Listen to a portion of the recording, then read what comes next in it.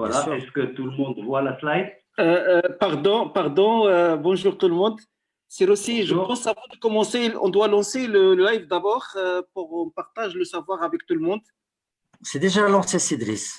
Non, pas encore, je vois pas. Si, si.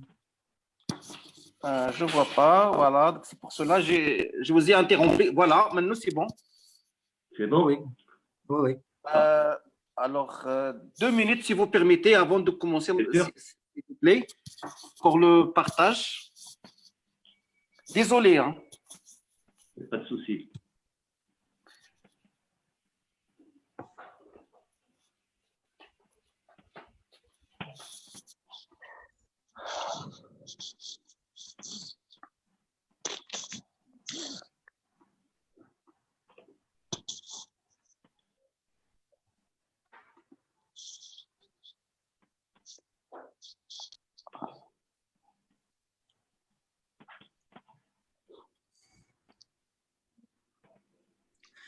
La photo, hein, elle est très expressive. Hein. Absolument. Donc, le PowerPoint s'affiche. Bon, voilà. Donc, Oui, on ça a du affiche rouge et excellemment du bien. vert. Oui. On a Voilà. du rouge et du vert, hein, nos couleurs nationales. Et on a bien sûr Oui. le bleu de la cravate qui reprend le bleu du club des dirigeants. Excellent. C'est bon de mon côté, hein. C'est parfait. OK. Oui. C'est bon On de peut mon démarrer? côté. Vous pouvez commencer, démarrer. Parfait. Très bien. Merci. Écoutez, je suis ravi d'être à nouveau parmi vous et on va essayer aujourd'hui, je vais condenser un peu parce que la dernière fois j'ai été très bavard, je vais condenser un peu pour laisser un peu de temps pour qu'on puisse échanger. Alors, le thème que nous avons retenu pour ce webinaire aujourd'hui est si la pandémie avait révélé que la culture marocaine était naturellement digitale.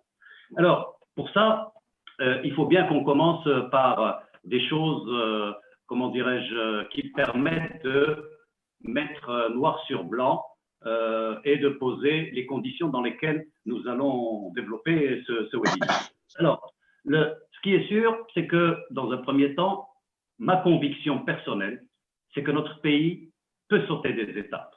Il peut aller beaucoup plus vite et nous pouvons faire du digital un cheval de bataille pour le développement de notre pays, aidant également les entreprises à booster leurs performances, ainsi que les administrations qui ne doivent pas rester en reste, surtout faire évoluer le mindset, le logiciel de nos concitoyens, des Marocaines et des Marocains, pour faire en sorte que nous donnions du sens à toutes les actions que nous menons au quotidien, pour peut-être nous inscrire dans le cadre d'une politique beaucoup plus élargie, à savoir celle de peut-être de devenir un jour le laboratoire africain et devenir surtout un modèle de référence en matière de développement et de transformation.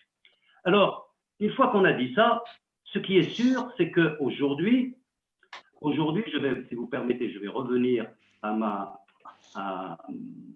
la vidéo. Voilà. Ce qui est sûr aujourd'hui, c'est que notre vocabulaire, les uns et les autres, il s'est enrichi. Depuis 2-3 années, notre vocabulaire évolue. Et il évolue en particulier lorsqu'on fait appel et on adopte des nouveaux mots. Exemple, le mot nouveau que l'on voit maintenant dans notre langage de tous les jours, eh ben, c'est le digital, le terme numérique qui apparaît de plus en plus souvent, les réseaux sociaux et tout dernièrement le télétravail, pour ne citer que les plus saillants. C'est dire qu'avec cet enrichissement de notre vocabulaire, nous avons développé les uns et les autres une capacité à ingérer ce qui nous entoure, les milieux dans lesquels nous évoluons, même si parfois la peur ou la raison l'emporte parfois, même si parfois la peur ou la passion l'emporte souvent sur la raison. Nous sommes des passionnés, le Marocain est passionné, la Marocaine est passionnée, nous aimons ce qui est nouveau et nous le phagocytons facilement. Il se trouve que cet enrichissement de vocabulaire a créé un peu la confusion. Je dirais que nous avons les uns et les autres développé une faculté à donner notre avis sur n'importe quel sujet. Et je vais utiliser, c'est une boutade, ne le prenez pas mal, je vais utiliser une expression que j'ai retrouvée dans dans une revue marocaine, c'est vrai que nous improvisons les uns et les autres, tantôt médecins en matière de Covid, tantôt épidémiologistes, tantôt économistes, tantôt politiciens, et la liste peut être longue. Nous sommes quelque part devenus des framators, du terme fahama. Nous sommes framators. Quelque part, nous avons tous un avis. Et c'est très bien. Et il ne faut surtout pas que nous changions. C'est une des caractéristiques aussi de notre façon de vivre. C'est une de nos richesses également. C'est aussi notre particularisme. Et puis, c'est aussi une façon de contribuer à ce dialogue, cette discussion un peu collective qui se fait parfois de manière désordre. Et c'est très bien. Et on va garder ce style, cette caractéristique. Ce qui est certain aujourd'hui, c'est que notre culture s'est transformée. Elle est devenue plus une culture de partage, une culture d'interaction et surtout une culture de prise de parole sur les réseaux sociaux. C'est ainsi que nous nous sommes mis à pratiquer des choses intéressantes, ce que j'ai appelé l'attitude SKF. Ça veut dire quoi, l'attitude SKF? L'attitude SKF, le F disant fin mabriti, le cas quitte vriti, ou le dernier F, fok mabriti. Nous sommes aujourd'hui en pleine transformation d'un certain nombre de nos comportements. Nous changeons en permanence, nous sommes en train de pratiquer ce que j'appellerais le tradigital, c'est-à-dire ce mélange harmonieux, ce dosage harmonieux entre la tradition, notre culture traditionnelle et cette modernité qui englobe le digital. Et du coup, ce tradigital va transformer nos relations sociales et nos comportements. C'est vrai que la transformation est aujourd'hui à l'ordre du jour dans tous les pays du monde. On entend, alors on a le télétravail, qui est le cheval de bataille depuis quelques mois, et on a cette transformation digitale, on l'appelle transformation digitale, transformation numérique, transformation tout court, et tous ces éléments-là ont créé une difficulté pour définir ce qu'est finalement cette transformation digitale. Et d'ailleurs, ça a donné lieu à un certain nombre de dérivés, de création de dérivés plus exactement multiples. On parle de transformation numérique, de digitalisation. Parfois même, on ramène la digitalisation à une réduction pure et simple, à savoir les outils. Les outils ou un certain nombre d'applications. Pour ma part, moi, j'essaierai de définir cette culture digitale en disant que c'est une nouvelle forme de culture qui vient se plugger à nos cultures originelles. Nos cultures originelles, c'est-à-dire la culture marocaine, ou d'une manière générale, une culture originelle, c'est quoi? Elle peut être comprise, cette culture générale, comme quelque chose qui unit les membres d'un groupe, les membres d'un pays, les citoyens d'un pays, et qui permet leur cohésion. On pourra dire, entre autres, que la culture, entre autres, c'est ce qui définit un pays, une nation. Ainsi, notre façon de vivre les uns et les autres, que nous soyons influencés par d'autres cultures ou par notre, je dirais, notre envie de nous identifier à des groupes d'individus ou à des couches sociales, et bien c'est avec tous ces éléments-là que nous autres, les uns et les autres, nous construisons notre culture, étant entendu que la sommation de tout ce travail individuel que nous faisons constitue la culture de notre pays. Je rajouterai en disant que finalement, notre culture, et une culture d'une manière générale, c'est avant tout une croyance. C'est aussi un enthousiasme. C'est aussi une capacité à se projeter. Et surtout, je dirais, une acceptation de l'échec. Il n'y a pas de culture idéale, il n'y a pas de culture meilleure que d'autres. Elles sont toutes, elles se valent toutes. Mais la différence se fait au niveau de l'acceptation de l'échec. Et finalement, c'est quoi une culture, si on voulait le dire encore en d'autres termes?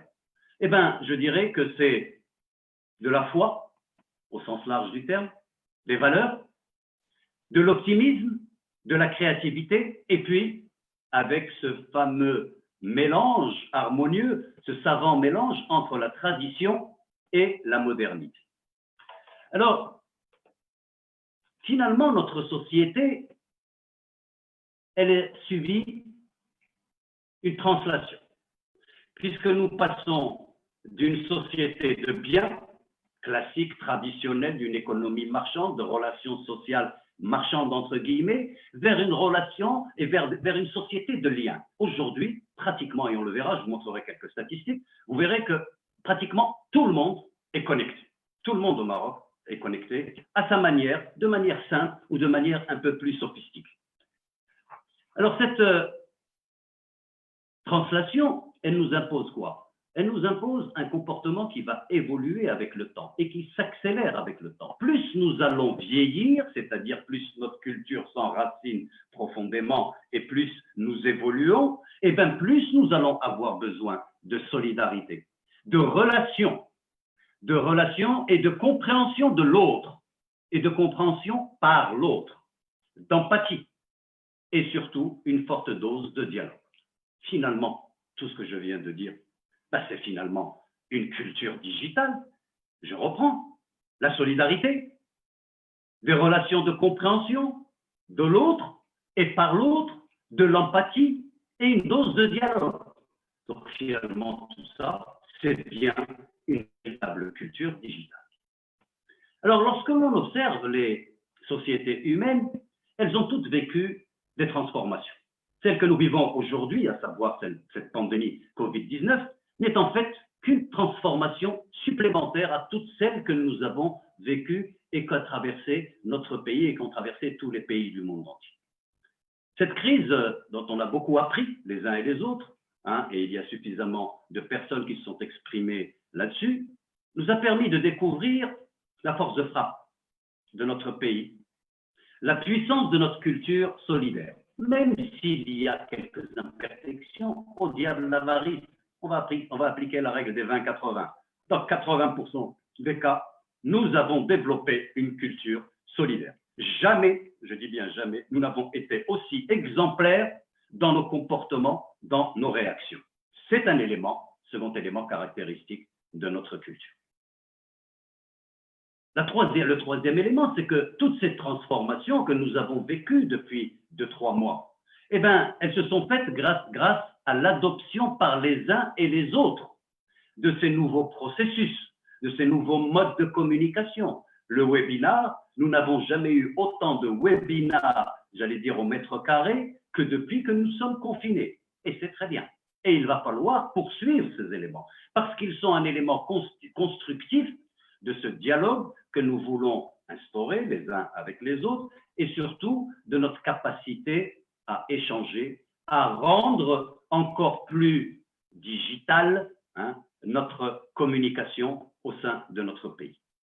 Alors tout ça, quelque part, sans qu'on nous le demande, les uns et les autres, nous sommes devenus des ambassadeurs du digital.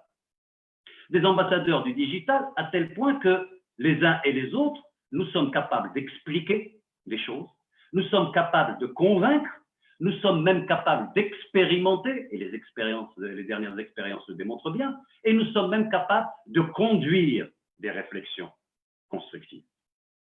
En définitive, cette acculturation transformationnelle digitale que nous vivons, mais qui n'a pas le nom digital, mais je dirais culturelle, elle repose sur une force que nous avons dans notre culture, à savoir notre capacité d'adapter, d'adopter et de nous comporter face au changement avec une proactivité exemplaire.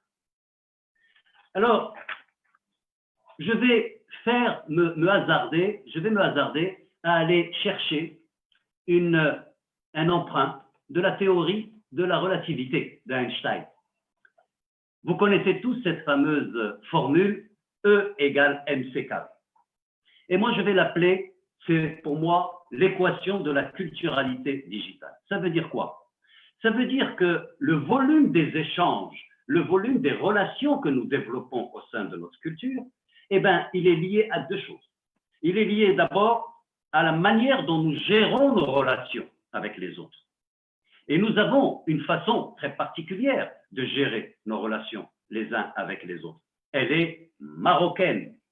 Elle a ses avantages, elle a ses inconvénients. Mais ce volume des échanges est également lié à deux autres éléments, le niveau de connaissance du Marocain d'une manière générale et ses bases culturelles. Sur les bases culturelles, on n'a pas de souci. Sur le niveau de connaissance, le digital est capable de faire évoluer très rapidement les, comment dirais-je, les comportements que nous pourrons les uns et les autres avoir. Alors, tout ça, cette fameuse équation de la culturalité digitale et de notre culture, avec ce particularisme, il est possible parce que nous allons utiliser deux accélérateurs. Le premier accélérateur, eh bien, je dirais, c'est le mimétisme, la capacité à faire comme les autres, la capacité à copier l'autre. Et le second accélérateur va être le besoin d'être connecté. Quand on regarde et qu'on fait référence à la pyramide de Maslow, souvenez-vous, cette pyramide qui nous donne toutes les étapes par lesquelles l'individu passe. Eh bien, aujourd'hui, nous avons une première étape qui n'est plus la satisfaction des besoins physiologiques, mais qui est plutôt la connectivité. Regardons autour de nous, pratiquement tout le monde utilise WhatsApp. Tout le monde va, comment dirais-je, échanger sur un certain nombre de… Attendez, je ne vous vois plus là. Je vous ai perdu quelque part. Alors, comment je fais pour revenir? Non, on est toujours là. Vous me voyez? Si, oui, oui, bien sûr. Oui, oui, bon, je confirme, oui, on vous voit, oui. Il faut peut-être passer en mode de présentation, comme ça, ce serait mieux, non? Oui, c'est ce que je vais faire. Voilà. Alors, je vous ai promis des statistiques. Voici quelques éléments statistiques qui me semblent, comment dirais-je, importants pour comprendre comment notre culture est impactée par le digital et qui finalement, elle s'en accommode très bien. Voici une étude parue en 2019 avec quelques éléments. 55% des 12 à 65 ans ont un smartphone au Maroc. Ce qui nous fait à peu près 13,5 millions de Marocains qui ont un smartphone, donc la capacité à être connectés à Internet. Deuxième information, 67% de nos ménages, soit à peu près 5 millions de ménages, disposent d'une connexion Internet. Et les chiffres ont changé depuis 2019. Hein. L'étude date de février-mars 2019. Troisième élément que nous constatons dans notre culture d'aujourd'hui, c'est que plus de 6 millions de Marocains passent entre 1 heure à 4 heures par jour connectés à Internet. Dernière information, pratiquement 8 millions de Marocains et Marocaines sont connectés à tout moment et en tout lieu. Ce sont quand même des données qui ne sont pas neutres, qui montrent cet attrait, cet engouement des Marocaines et des Marocains pour, comment dirais-je, utiliser ces outils qui leur permettent de mettre en place un certain nombre de relations et d'échanges. Deuxième tableau de statistiques, regardez si l'on prend tous les outils utilisés dans le cadre de l'échange digital. Ben, nous voyons que WhatsApp apparaît en premier lieu, suivi ensuite de Facebook.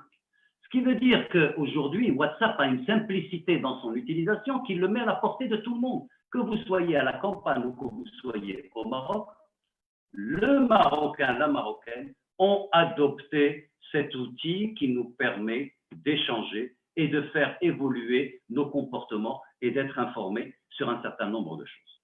Donc finalement, on peut déjà en tirer une première conclusion, c'est que le Marocain est digital ready. Il est prêt digitalement. Il est prêt digitalement, d'autant plus que ce caractère digital ready est confirmé par le dernier rapport de la Banque mondiale, qui s'intitule « Les dividendes du numérique en Afrique », qui confirme que l'âge, je précise bien l'âge, est un facteur clé dans la transformation culturelle digitale. Et effectivement, notre pays, ainsi qu'un certain nombre de pays africains, nous avons cet avantage qui va nous permettre de transformer notre culture. Et quand vous regardez dans différents domaines, jamais l'artisanat marocain n'a autant voyagé.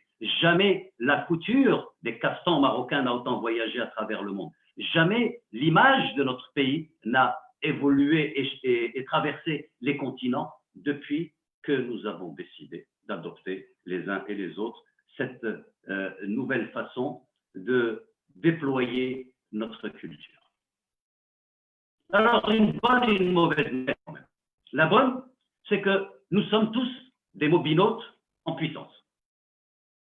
La mauvaise, c'est qu'on n'est pas toujours interconnectés. C'est-à-dire, on n'est pas toujours interconnectés pour tous les usages. Nous sommes plutôt dans certains domaines de prédilection pour les uns et pour les autres. Il faut que nous arrivions à devenir un peu omnicanal. Il faut que nous arrivions à être encore plus interconnectés sur plusieurs usages. Et on voit depuis quelques mois que même l'administration s'y met et nous sommes en train d'avancer petit à petit.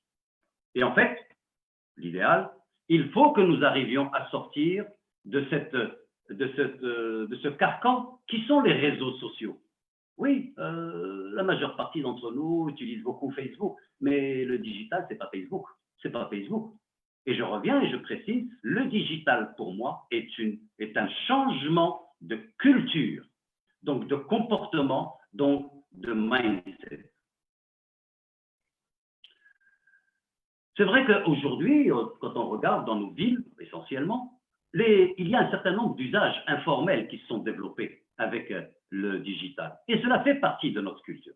Par exemple, dans le retail, aujourd'hui, on voit qu'un certain nombre de petits magasins ont leur page Facebook pour vendre. Quand on prend le volet assurance, je ne prendrai que ces deux exemples, pour le sinistre automobile, on s'aperçoit qu'aujourd'hui, on peut utiliser son smartphone pour appeler son constateur et pour faire de la géolocalisation pour avoir son dossier traité plus rapidement. Ainsi, d'une manière générale, ça s'est même propagé à ce que nous appelons l'économie informelle. Je ne fais pas de publicité pour cette économie informelle, mais effectivement, nous avons un certain nombre d'activités sur les marchés informels qui font que, effectivement, on arrive à, à véhiculer un certain nombre d'éléments et surtout à faire changer les comportements. Je pense personnellement que notre société, elle a tous les ingrédients pour réussir cette acculturation transformationnelle, digitale et culturelle. C'est le moment aujourd'hui, plus que jamais, et le Covid-19 nous donne cette opportunité, de poser les jalons d'une stratégie digitale simple, pas de complications, simple, qui soit comprise de tout le monde, qui soit bien intégrée et qui soit bien utilisée. Et tout ça au travers de notre culture au quotidien. C'est pour ça que j'ai parlé lors de mon dernier webinaire de Smart Digital. Et effectivement, faisons du digital made in Morocco, mais smart. Le risque majeur dans cette évolution du digital par rapport à notre culture et de son impact, c'est que nous fassions de l'innovation pour de l'innovation. Il ne s'agit pas de faire de l'innovation pour de l'innovation, mais il s'agit de faire en sorte que cette innovation débouche sur une opérationnalité avec une démarche d'amélioration continue. Je pense que la curiosité des Marocaines et des Marocains, curiosité qui est souvent considérée comme un vilain défaut, mais moi je pense que c'est le vaccin, pour faire un amalgame, le vaccin qui pourra faire évoluer notre relation entre le citoyen marocain ou la citoyenne marocaine, son administration, le salarié avec son entreprise, le client avec son commerçant, et ainsi de suite. Parce que nous nous intéressons de plus en plus à ces nouveaux canaux. Et j'ai toujours été surpris de voir des vieilles personnes utiliser ces nouveaux canaux pour pouvoir dialoguer avec leurs enfants, leurs petits-enfants, et avec une facilité d'apprentissage. Aujourd'hui, le téléphone, c'est la première chose que nous n'oublions pas avant de sortir. On est capable d'oublier les clés de voiture, mais on n'oublie pas son téléphone. C'est vrai qu'on a l'impression que le citoyen marocain est plus digital dans sa culture que l'administration. Bon, on ne va pas faire le procès de l'administration, loin s'en faut. Mais cette retenue de notre administration, qui est un accélérateur de cette transformation culturelle, de cette transformation de nos comportements, elle s'est soudainement révélée. Cela prouve tout simplement que nous sommes capables de changer. Et notre culture est capable de changer et elle est en train de changer. Il suffit simplement de le vouloir. Et aujourd'hui, nous le voulons encore plus face à l'adversité qui nous menace, à savoir cette sacrée pandémie Covid-19.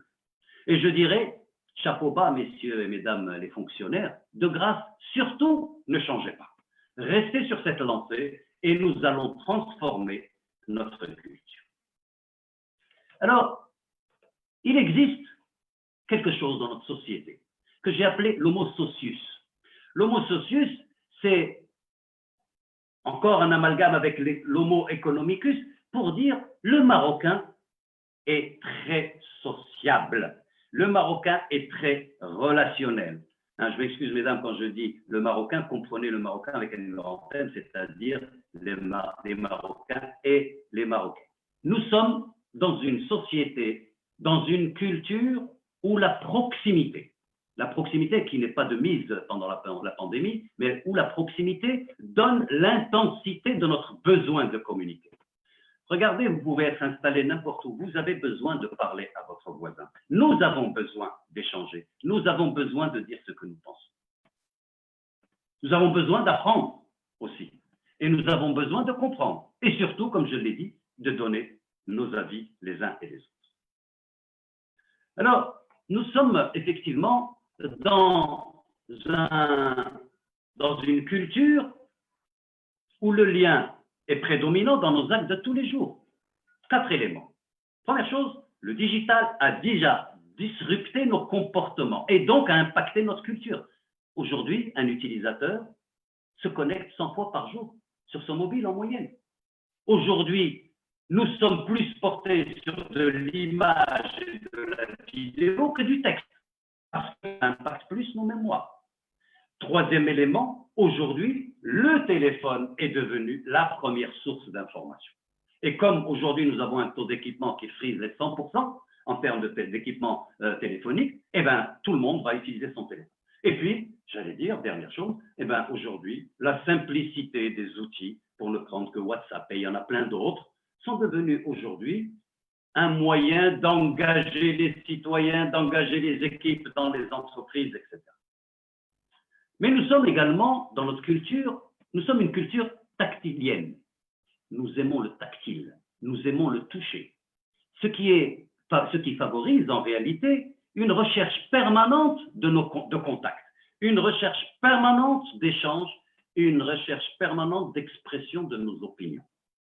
Finalement, nous avons tous les ingrédients de cette culture digitale et de manière naturelle parce que nous sommes faits ainsi.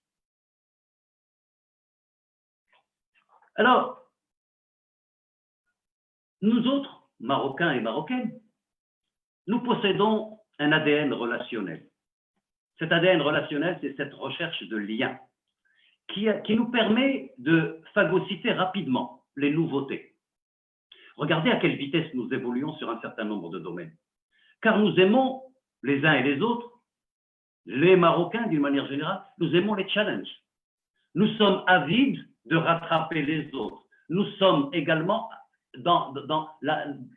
en développant cette forte capacité à copier les autres avec une fierté patriotique quelque part. Et c'est très bien, continuons sur cette lancée. C'est ainsi que, par exemple, nous avons testé et adopté la 5G, qui ne tarderait pas à venir. Nous sommes lancés dans le secteur automobile, le secteur aéronautique, à forte intégration, dans l'agriculture gérée par les drones, dans la réadaptation de nos outils de production avec la production des masques, dans la création d'un fonds solidaire, Covid-19, dans la prise en charge des démunis, dans les cours à distance, dans le télétravail, dans les respirateurs artificiels, et la liste est longue. Tout ça, pour moi, c'est un effet et un élan démonstratif de l'ingéniosité marocaine et donc de sa culture originelle. Les conditions aujourd'hui de cette disruption dont je parlais, qui a modifié nos comportements et notre culture. Les conditions, le risque majeur, aujourd'hui que nous vivons avec cette pandémie, Covid-19, l'attrait que nous avons pour tout ce qui est nouveauté, la volonté du Maroc d'élaborer un nouveau modèle économique et social, l'ingéniosité de la jeunesse marocaine, la diligence dans la prise des décisions, et on peut en citer un certain nombre, sont autant d'atouts que nous devons exploiter, encourager de manière pérenne, voire financer, voire inculquer dans nos systèmes éducatifs et donc dans notre culture. Alors pourquoi nous avons du mal à devenir des champions? Parce que finalement, nous avons les ingrédients, au moins les champions au niveau de notre continent, dans cette transformation économico-sociale numérique. Il y a quelques années, lorsque j'étais étudiant, mon professeur à l'époque nous avait fait un cours en macroéconomie, et un cours en macroéconomie sur les étapes de la croissance d'un certain Rostov, qui était un économiste. C'est vrai, bon, ça remonte à quelques années, c'est vrai que je ne suis plus jeune. Pour ceux qui ne le connaissent pas, il s'agit d'un économiste américain. Lui, il a démontré dans son modèle que les pays passent par des étapes et par des conditions de la croissance. Ça, c'est dans les années 60 que ce modèle a été élaboré. Alors, moi, mon professeur, je lui ai posé la question, marocain que j'étais, considéré comme pays en voie de développement à l'époque, est-ce qu'il fallait que tous les pays passent par cette étape? Sa réponse a été catégorique. On peut sauter des étapes. Et vous avez compris pourquoi, dès le départ, ma conviction est de dire, on peut sauter des étapes. Nous pouvons sauter des étapes, nous pouvons faire de ce Smart Digital Made in Morocco un élément, un cheval de bataille de notre développement qui va booster et notre culture, la faire évoluer très rapidement, qui va permettre également de booster la performance de nos entreprises, parce que si notre culture évolue, nos mentalités, notre mindset, nos logiciels intellectuels, tout ça va bouger. On va subir cette translation dont je parlais tout à l'heure. Qu'est-ce qui nous manque encore? Eh bien, il nous manque quelque chose qui me semble essentiel, ce que j'appelle le test and learn. C'est quoi le test and learn? C'est accepter de remettre en cause le paradigme classique de lorsque l'on veut faire quelque chose, eh bien, nous passons systématiquement par on imagine, on conçoit, on teste, on met en œuvre et après, on fait un bilan et on fait une appréciation critique. Aujourd'hui, time is money. On ne peut pas se permettre de se lancer dans ce processus séquentiel par lequel nous devons passer systématiquement quand nous voulons changer quelque chose.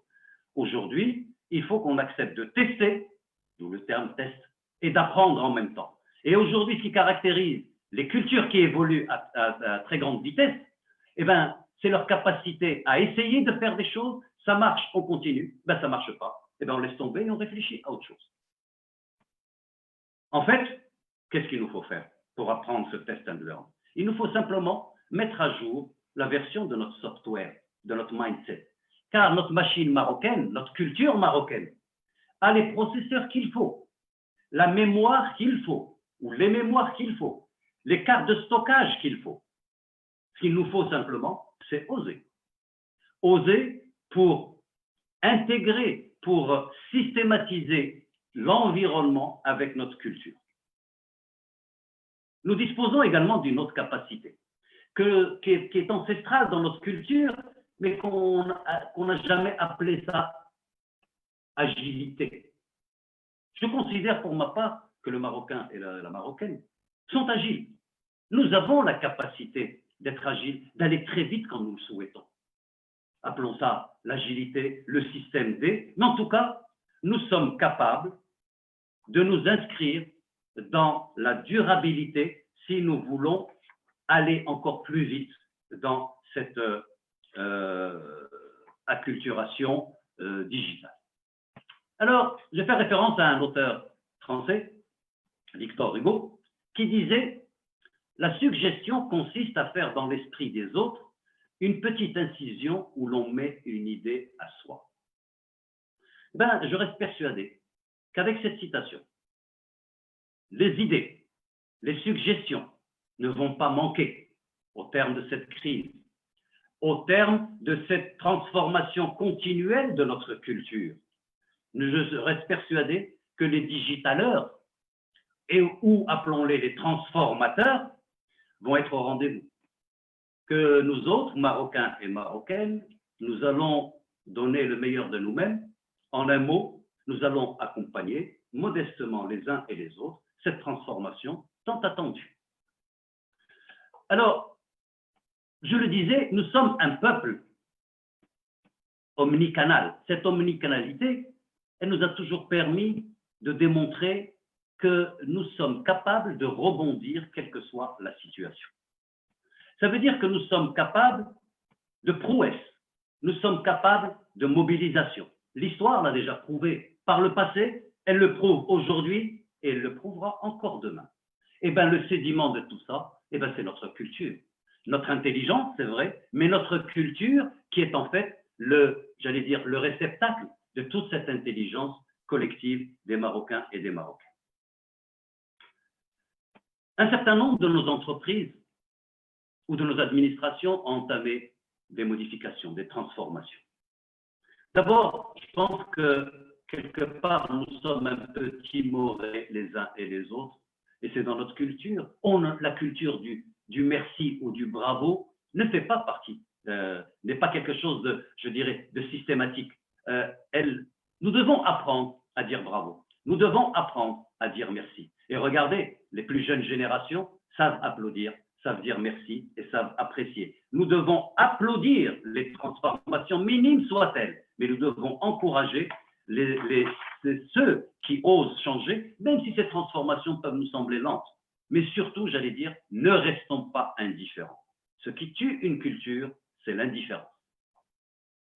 Aujourd'hui, cette transformation culturelle, qu'elle soit digitale ou un mélange des deux, c'est-à-dire digitale, est inéluctable. Parce que c'est la clé de toute nouvelle forme d'industrialisation, de développement de nos entreprises, de développement de notre société.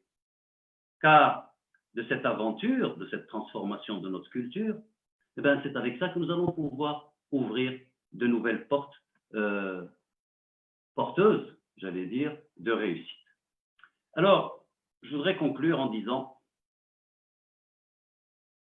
et de la manière la plus sincère et la plus modeste, ambassadeur de notre pays, que nous sommes tous, que chacun d'entre nous fasse une petite incision dans laquelle il va mettre une idée à soi, qu'il partage, qu'il partagera et qu'il enrichira avec les autres. C'est par ce moyen, je pense, que notre culture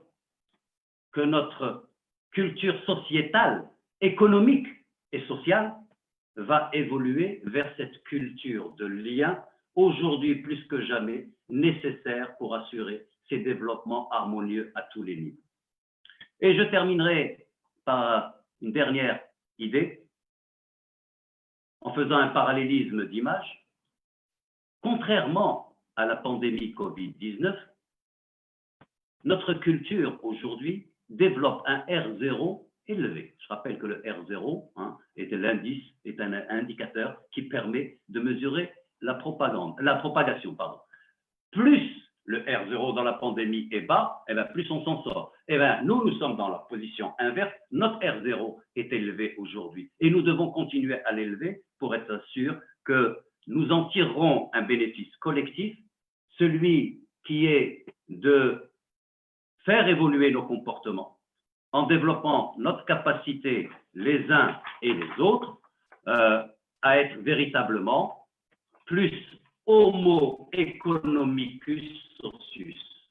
Et là, nous avons fait le mélange entre ce côté sociétal, ce côté économique, grâce à cette transformation digitale que nous sommes en train de vivre. Voilà ce que je voulais partager avec vous. Je suis à votre disposition si vous voulez soit poser des questions, soit échanger, soit apporter une contradiction, il n'y a pas de souci. Merci. Merci beaucoup, c'est Kamal. C'était comme d'habitude, c'était vraiment très riche, très riche avec des perspectives. Peut-être que certains éléments, on a déjà pensé sur certains éléments, mais avec la façon avec laquelle vous avez mis les différents aspects ensemble, ça nous donne une nouvelle perspective.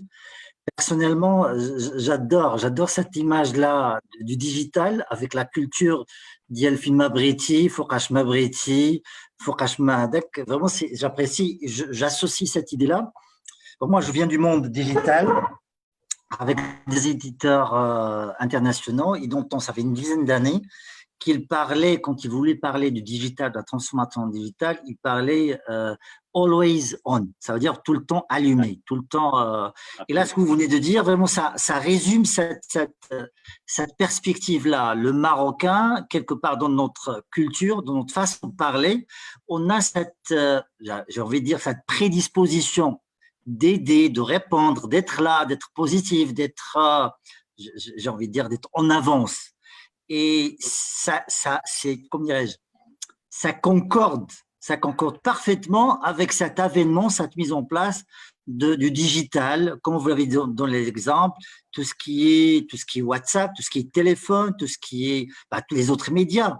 C'est vrai, la transformation digitale, ça se résumerait pas à Facebook, ça se résumerait pas à WhatsApp. Vraiment, c'est une transformation. C'est le business. Comment on fait le business? Comment on gère notre activité?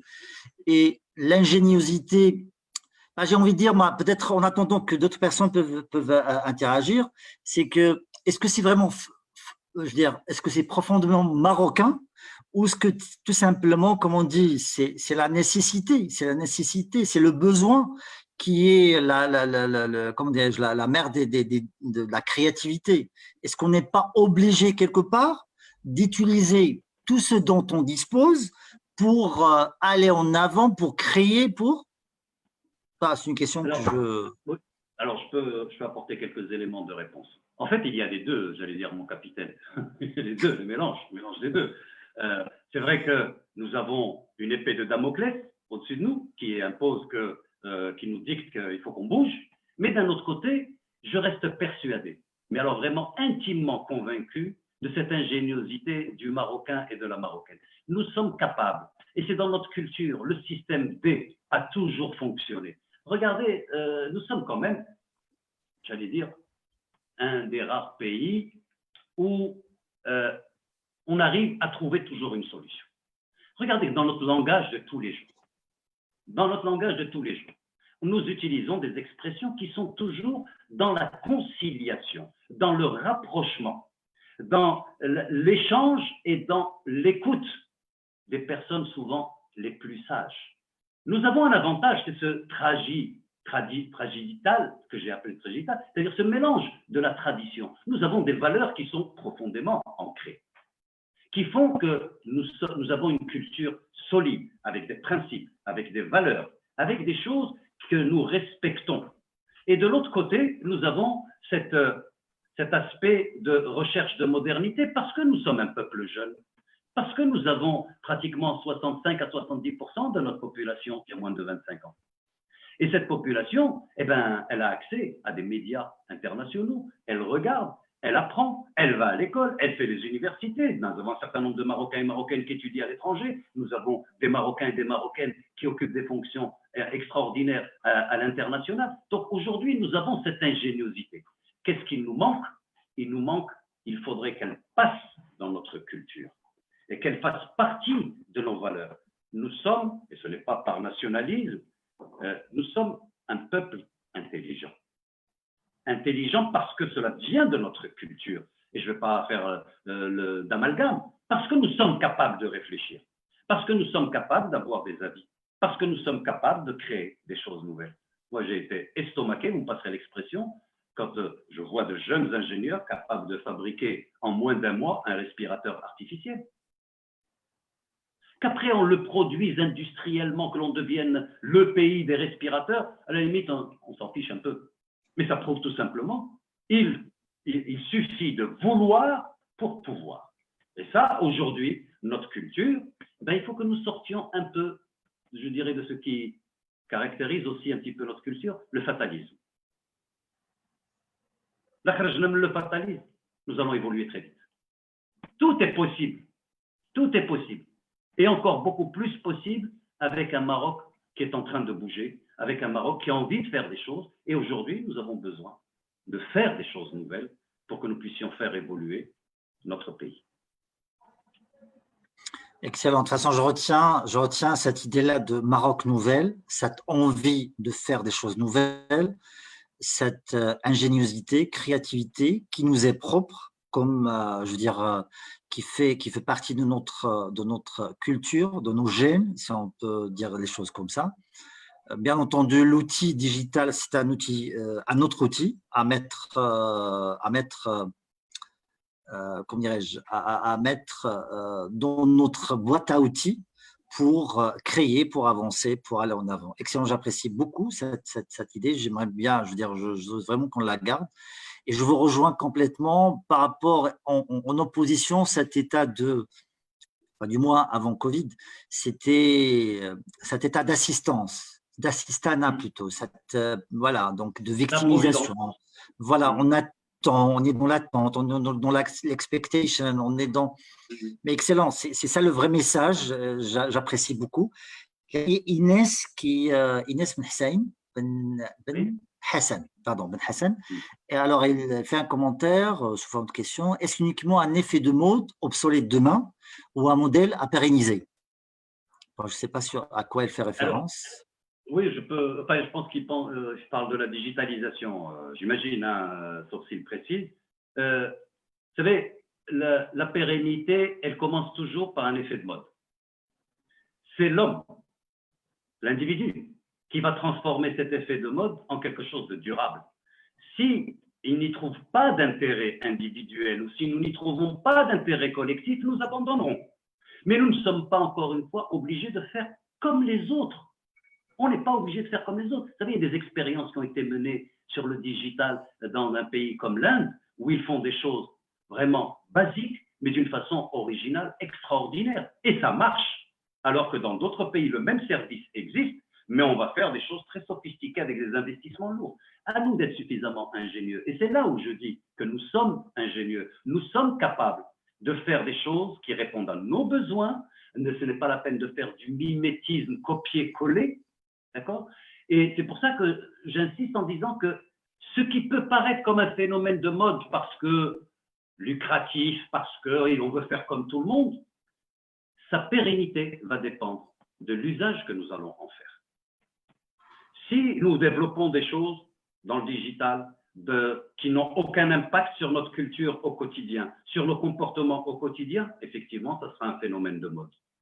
Si en revanche, nous les intégrons, nous les phagocytons dans notre culture, dans nos comportements au quotidien, c'est ça qui assurera la pérennité de ces éléments, appelons-les numériques pour le moment. Excellent. Écoutez, si Jabli, je reçois beaucoup de remerciements. Là, celui-là de Aziza, il dit merci beaucoup, si Jabli, pour cet exposé intéressant et pour la proposition des idées très inspirantes. Il y a aussi d'autres sur Facebook qui sont dans le même sens. Tahlil amiq wa ilmi. Voilà, donc il y a des remerciements un petit peu partout. Moi, je voudrais aussi, je ne sais pas, là, on a parlé du marocain d'une façon générale. Je sais que c'est vrai, c'est important de parler, quand on parle de culture, on parle de marocain, c'est clair. Et moi, mon point, aujourd'hui, je voudrais prendre la casquette du CDD, club de dirigeants, club particulièrement orienté vers TPE, PME. Et aujourd'hui, quand on parle de transformation digitale, j'ai l'impression que soit on est en train de parler de grands comptes, de grandes institutions, et en même temps en train de parler de start-up. Ça veut dire c'est l'innovation, c'est la créativité, mais j'ai l'impression, je ne sais pas, la TPE, j'ai l'impression que c'est le parent pauvre. Je dirais, de deux côtés. La première, c'est que tout le discours qu'on entend s'oriente soit vers les grands comptes, soit vers les start-up. C'est le premier point. Deuxième point, c'est que j'ai l'impression même les TPE, même les chefs d'entreprise qui sont à la tête des TPE, quelque part, soit ils boudent tout ce qui est créativité, tout ce qui est, ou peut-être ils ne voient pas l'intérêt. Bah, en fait, c'est ça ma question. Digital, TPE. Quelle équation, quelle modélisation on peut mettre en place? Quelles sont les expériences, au retour d'expérience qu'on a sur le terrain? Est-ce que vous pouvez partager avec nous, est-ce que vous pouvez commenter cette idée-là? Alors, merci pour la question. Alors, effectivement, dans l'imaginaire collectif, le digital, ça s'adresse soit aux grands comptes, les grandes entreprises structurées, soit à des gens hyper intelligents, les startups. Mais le tissu économique marocain, 80 voire 85% du tissu économique marocain, c'est de la PME, TPE. Bien. Alors, oublions les extrêmes. On va les oublier un moment. Mais je pense que déjà, nous pouvons faire un certain nombre de remarques. Le digital, dans l'esprit, dans cet imaginaire collectif, veut dire des investissements lourds. Et une PME, TPE ne peut pas supporter ces investissements lourds. On n'est pas obligé d'utiliser de l'intelligence artificielle pour faire un certain nombre de choses. Le digital peut commencer par le b.a.-ba, des choses très simples. Déjà, j'allais dire, le digital, on le faisait sans nous en rendre compte, il y a quelques années. Si déjà, nous passions par le zéro papier, c'est-à-dire le level, déjà, nous allons optimiser la performance et l'efficacité dans le travail.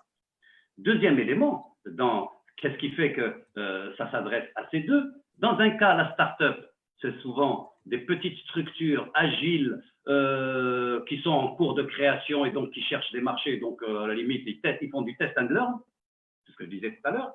Et puis, vous avez les grandes structures dans lesquelles il y a, je dirais, des challenges, des histoires d'images de marques qui vont jouer.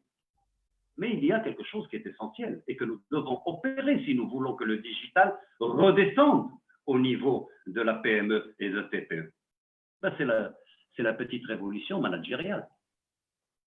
Parce que la culture intègre également le management des hommes. Et j'ai parlé des relations, mais le management des hommes et des femmes dans l'entreprise est essentiel. Aujourd'hui, pourquoi est-ce qu'une PME, TPE, hormis les problématiques financières, n'arrive pas à grimper très vite? C'est parce que malheureusement, le management dans ces TPE ou ces PME reste un management traditionnel. Et quand on dit management traditionnel, on fait référence à notre culture traditionnelle. Aujourd'hui, nous voulons insérer le digital dans la TPE, PME. Ben oui, moi je crois beaucoup dans la formation. Je crois beaucoup dans la capacité à partager, dans la vulgarisation d'un certain nombre de choses. Et on n'a pas idée, moi je tourne beaucoup dans les entreprises et dans les administrations, on a une moisson je dirais, de personnes, d'idées nouvelles qui peuvent être utilisées par les uns et les autres pour faire avancer l'entreprise. Et je pense que là aussi, il y a un travail qui doit être fait au niveau de l'administration qui gère ces formations. Il faut qu'on arrive à mettre en place une mesure de défiscalisation pour la PME, PMI, voire quasi totale, à partir du moment où ils forment leurs gens, à partir du moment où on commence à expliquer. On a, j'allais dire, une étape de retard dans la PME, TPE. D'ailleurs, le digital, ça commence à arriver, hormis les jeunes dirigeants, avec tout le respect que je dois pour nos aînés, qui s'intéressent et qui se posent des questions, mais j'allais dire, les dirigeants seniors, aujourd'hui, lui, son affaire, elle tourne. Pourquoi voulez-vous qu'il digitalise? Je suis très, très, très franc et très direct. Pourquoi voulez-vous qu'il digitalise? Qu'est-ce que ça va lui apporter? Si on ne lui explique pas à ce dirigeant ce que peut lui apporter le digital dans le comportement, dans la manière de produire, dans la manière de gérer la relation client. Regardez, on a un travail extraordinaire à faire sur la culture client. Dans nos entreprises, d'une manière générale. On a un acheteur, on n'a pas un client. Le jour où dans notre culture, nous allons considérer l'autre comme un client, qu'il soit client interne ou externe, nous allons faire un pas énorme. Alors, cela étant, la PME, PMI, je l'ai dit dans un des webinaires précédents, je pense qu'il faut créer un fonds à ce niveau-là pour aider ces PME, PMI à se doter de ces petits outils digitaux qui commencent à leur permettre de fonctionner ou du moins à optimiser et à enrichir les postes de travail. Si on veut qu'une entreprise bouge, si on veut qu'une organisation bouge, il faut que ces hommes et ces femmes bougent. J'ai répondu à votre question? Absolument, absolument, c'est vrai. J'ai un commentaire, plutôt une question ici sur Zoom, de la part de Dina Khasmi. Est-ce qu'en l'absence d'une réglementation sur la protection des données telle que RGPD, on peut parler d'un Maroc digital? Alors, moi, je ne crois pas dans ce qui est figé.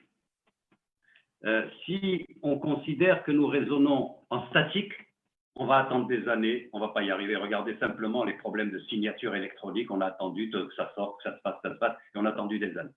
Moi, je crois plutôt dans un Maroc dynamique. Je suis partisan je fais partie de ceux qui disent, je montre, je démontre, et on me suivra. Si on veut faire bouger les textes, il faut qu'on démontre l'utilité. Les textes vont suivre à un moment donné, peut-être au bout d'un mois, 3 mois, 6 mois, 1 an, mais ils suivront. Mais tant que nous sommes simplement dans les discussions, dans les opportunités, nous pensons que nous voudrions faire, etc., effectivement, personne ne va bouger. Ben, il faut bien que quelqu'un, à un moment donné, décide de démontrer par A plus B que nous sommes capables de faire des choses et la loi suit. Je prends un exemple dans le monde de la banque. Pendant longtemps, on a dit pas question de donner l'opportunité à une non-institution bancaire de faire des opérations bancaires. Ça, il y a 20 ans. D'accord? Aujourd'hui, n'importe qui peut devenir un agent transfert de cash. Même les opérateurs téléphoniques sont arrivés aujourd'hui à faire du transfert d'argent. Donc, c'est vous dire que je suis partisan, j'allais dire, je mets la charrue avant les bœufs, pour reprendre l'expression à l'envers. Faisons, démontrons, test and learn. Démontrons, montrons, après les textes suivants. Regardez, même sur l'assurance, si je prends le domaine de l'assurance, il y a des tas de choses. Qui acceptait la géolocalisation? Là, il fallait un PV de la police, etc. Bon, aujourd'hui, c'est terminé, la géolocalisation. La déclaration de sinistre se fait avec certaines compagnies directement à partir de son téléphone. Donc, osons, démontrons, testons et apprenons au fur et à mesure, la réglementation suivra. N'inversons pas les rôles, parce que si nous attendons que les textes évoluent, avec tout le respect que je dois pour les juristes, ben nous risquons d'attendre très longtemps.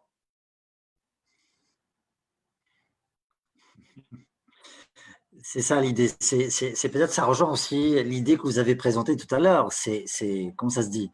Test and learn, c'est qu'il faut avancer, c'est de l'agilité, quoi. C'est l'agilité, quoi. C'est avancer, découvrir, faire et tester et apprendre par rapport à ça. Si vous permettez, je vais utiliser une vieille expression marocaine. Hein, je crois que je vais la dire correctement, dans laquelle on dit Ouedzed ou Saïd. D'accord? Ça veut dire, ben, créons, après on trouvera le prénom. Après on trouvera le prénom. Mais dans un premier temps, ben, faisons, et le reste va suivre. C'est vrai, je vous rejoins dans cette idée-là. C'est que moi, je me rappelle une fois au club de dirigeants, il y avait un sujet, je crois, on avait parlé d'un sujet d'innovation, transformation digitale, quelque chose qui est similaire. Et il y avait avec nous un intervenant et la première question qu'il avait posée, c'était par rapport au risque. Quels sont les risques inhérents Moi, personnellement, je trouvais que peut-être la question était un petit peu, j'ai envie de dire, c'était décalé parce que au club de dirigeants, en principe, devait y avoir des entrepreneurs, ça veut dire des personnes qui sont à la recherche d'opportunités. Premièrement, évaluons l'opportunité elle-même. Qu'est-ce qu'il rapporte? Quelle est cette technologie? Qu'est-ce que ça peut monter? Et après, effectivement, il faut chercher quels sont les risques derrière. Mais on ne va pas chercher quels sont les risques en premier lieu, mais regardons quelles sont les opportunités. Et par rapport à cette question d'opportunité, je ne sais pas si on peut parler de blockchain à ce stade-là, à ce niveau-là. Est-ce qu'on peut l'inclure comme étant un élément dans la transformation digitale? Quelle est la position aujourd'hui je dirais, officielle du Maroc? Parce que d'après ma modeste compréhension, c'est que le blockchain n'est pas tout à fait accepté, n'est pas validé. De toute façon, peut-être il est interdit, moins sur certains aspects. Quel est votre étude, quel est votre regard, votre commentaire par rapport à ça, par rapport au blockchain au Maroc? Alors, écoutez, blockchain, oui, il n'a encore rien prouvé à ce jour, à mon sens. Les rares expériences qui existent, quelques prototypes qui fonctionnent bien, il n'y a pas de souci. Mais je considère pour ma part que ce n'est pas une priorité. Parce que notre grosse difficulté dans le digital, il ne s'agit pas de se lancer tout azimut. Ah, les spécialistes du blockchain, ah, les spécialistes de telle technique, telle approche, etc. Sinon, là, on est perdu. J'ai parlé d'un smart digital. J'ai dit, moi, à mon sens, il faut faire des choses simples. Il faut faire des choses simples. Le blockchain, on n'y est pas encore. On n'y est pas encore. Et on est encore à quelques années avant que les choses n'arrivent au Maroc. Et ça n'est pas, à mon sens, une priorité. Hein, je le dis modestement, ça n'est pas la priorité de la transformation digitale au Maroc. Il y a d'autres palliatifs, moins onéreux, moins consommateurs d'énergie et de temps, qui peuvent nous permettre de remplacer en attendant que nous réglions les fondamentaux du smart digital. Ça, c'est mon humble avis, je me trompe peut-être, mais si j'avais à encourager le blockchain, ce ne serait pas ma tasse de thé, pour le moment. Peut-être par la suite, oui. Alors, il n'y a pas de souci. Bah, de toute façon, c'est votre position à ce stade-là et les positions mienne, peuvent changer. Hein. Pour vous, ce n'est pas la priorité à ce stade-là. Bien Absolument. sûr, je comprends. Il y a une remarque alors sur Facebook, il y a Adil Ridawi. Bonjour, pensez-vous pas que vous arrivez qu'une digitalisation intéressante au Maroc, faudrait-il, je pense, passer par des étapes de progrès sociétal et intellectuel de la société marocaine? Donc, si je comprends, augmenter le taux de scolarisation, à mon avis, il faut pas griller les étapes. Donc, pour lui, la digitalisation, peut-être n'est pas en premier lieu. Le premier, c'est le progrès sociétal et intellectuel de la société marocaine. Par exemple, la scolarisation et après la digitalisation. C'est ça son commentaire. Je ne sais pas si vous souhaitez commenter ça. Bon, écoutez, on dit la même chose. On dit la même chose. Je l'ai laissé vous avez dû le percevoir entre les lignes. On ne peut pas parler de digital si nous avons un système éducatif qui ne prend pas en charge, dès le plus jeune âge, nos enfants. Parce qu'une culture, ça ne se construit pas en 1 an ou 2 ans. Une transformation digitale, ce n'est pas en 1 an ou 2 ans. Transformation digitale nationale, ça prend quelques années. Effectivement, oui, il faut passer par le système éducatif. La seule différence entre ce monsieur qui pose la question, vous m'excuserez, je n'ai pas retenu votre nom, c'est qu'il y a 2 façons de faire. Soit on fait de manière séquentielle, on fait ça, et après on regarde, on passe à la seconde, à la troisième, etc., et ainsi de suite, et on arrive à la dernière étape qui est peut-être cette digitalisation marocaine, ou bien on mène tout en même temps. Et auquel cas, on est dans une approche dynamique. Moi, je reste persuadé que nous sommes capables de faire plusieurs choses. Et vous savez pourquoi? Parce qu'il y a des niches de productivité importantes que nous n'exploitons pas aujourd'hui. Nous avons la capacité de faire plusieurs choses en même temps. C'est vrai que parfois, peut-être le soleil, c'est une boutade, le soleil ne nous encourage pas à travailler encore plus, mais je pense que nous pouvons faire plus, beaucoup plus. Beaucoup plus, il suffit simplement d'avoir le cap. Et si ce cap-là est comment dirais-je, posé, expliqué, et ce cap-là, c'est quoi? C'est peut-être notre futur modèle de développement qui va nous donner les orientations. Je sais que, par ailleurs, que le digital est inscrit dans les préoccupations. Est-ce qu'on va le retenir, pas le retenir? Je n'en sais rien. Mais en tout cas, c'est une question pertinente qui est posée. Et quand on va parler de digital, bien sûr, on va parler je dirais, de l'éducation. Je vais même plus loin. Aujourd'hui, nous avons une problématique de santé. Nous avons ce que nous appelons des déserts médicaux. Il y a des régions où il n'y a pas de médecins ou très peu de médecins. Le digital, peut-être que nous pouvons faire de la téléconsultation à distance. Sachant que tout le monde est quasiment équipé d'un téléphone, on peut, au lieu de déplacer les médecins pour des maladies bénignes, on peut faire de la téléconsultation. Donc, vous voyez que finalement, quand on parle du digital, et c'est très bien, et ça devient un dénominateur commun parce que ça nous amène à réfléchir à d'autres choses. Monsieur a parlé de l'éducation, je vous ai parlé de la santé, on peut parler de l'emploi, on peut parler du management, on peut parler de nouveaux modes d'organisation de travail, etc. Donc finalement, on voit bien que, et oublions l'effet mode du digital, on voit bien que c'est comment dirais-je, c'est une sorte de réceptacle dans lequel vont tomber plein de choses. Et pour moi, le digital est un catalyseur. Il va permettre la réaction sans intervenir dans la réaction ou intervenir très faiblement. Le digital est un élément, un socle sur lequel pratiquement nous autres Marocains, tout le monde est d'accord.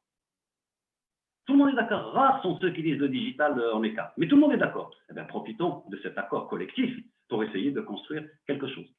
Mais encore une fois, c'est mon avis, c'est ma conviction profonde. La différence avec le monsieur qui a posé la question, c'est qu'on parle de la même chose. Je ne peux être que d'accord avec lui à 100%. Oui, bien sûr, l'éducation. Simplement, on peut les mener en parallèle, les deux, plutôt que d'attendre de terminer, parce que si nous attendons de terminer, de modifier ou de corriger un peu les dysfonctionnements de notre système éducatif, nous risquons d'attendre longtemps. C'est la même chose, c'est la même approche que sur les textes de protection de données. Faisons et construisons en même temps, et on revient à ce que je disais, test and learn. Commençons, les choses suivront en même temps. Excellent, c'est Jabri. De toute façon, pour répondre, pour résumer un petit peu ce que vous avez dit, c'est que oui, il y a des priorités, mais aujourd'hui, en même temps, le digital, c'est une aubaine, c'est une opportunité où il faut investir, tout simplement. C'est clair, parce que ça fait déjà des preuves, ses preuves ailleurs. Oui. Investir oui, intelligent. Oui, certainement. Pas trop. Il y a. On dose au fur et à mesure.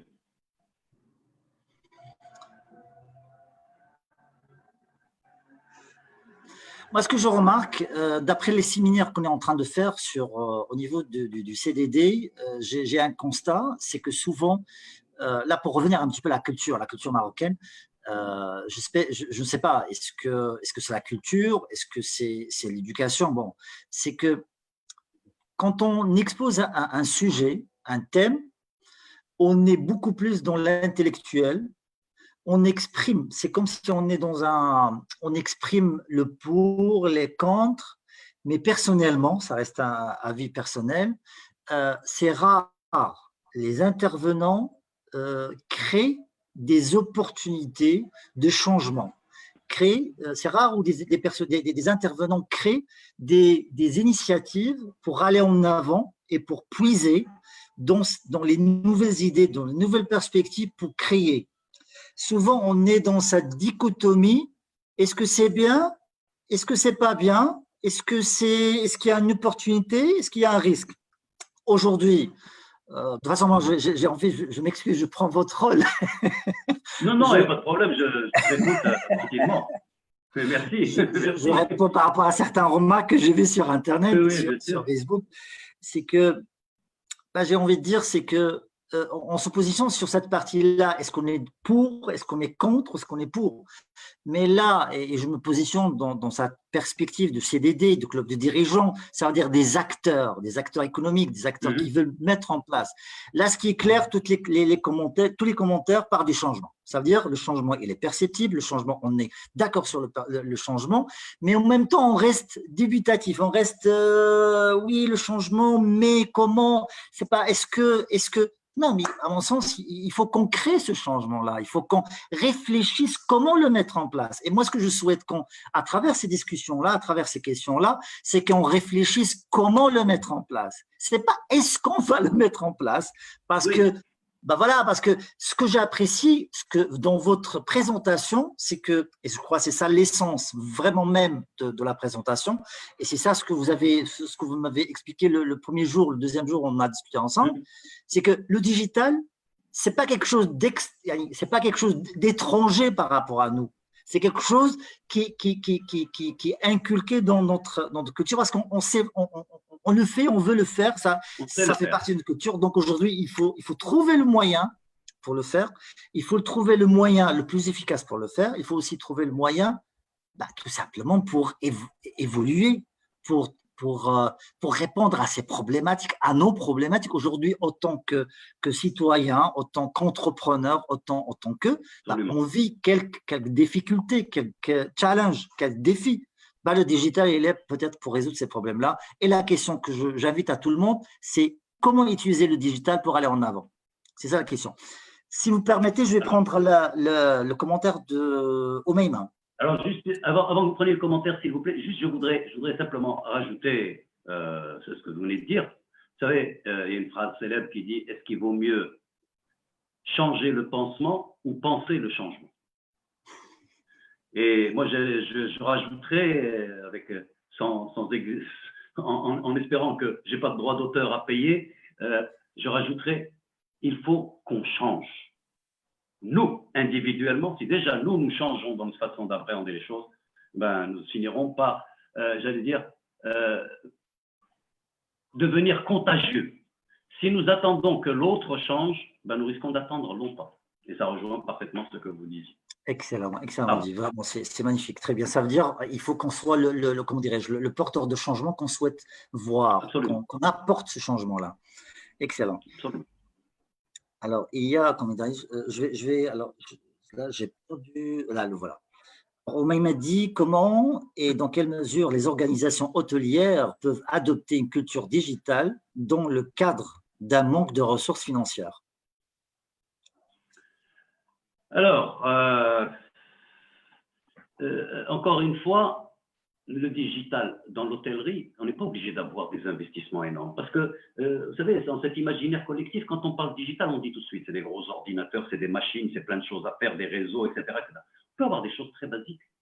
Vous savez, moi, il y a quelques années de ça, j'ai voyagé en Espagne et j'ai vu que dans certains restaurants, on est dans l'hôtellerie, de la restauration, il n'y a pas de serveur qui vient prendre votre commande. Vous avez une table digitale, une table basse, sur laquelle vous avez les menus, vous sélectionnez votre menu, vous passez commande, ça atterrit dans la cuisine, vous avez quelqu'un qui vient vous servir. C'est des choses, c'est des solutions qui existent au Maroc.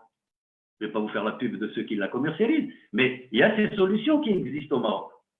Et elles fonctionnent très bien. Maintenant, vous savez, l'investissement, c'est savoir renoncer à des profits immédiats.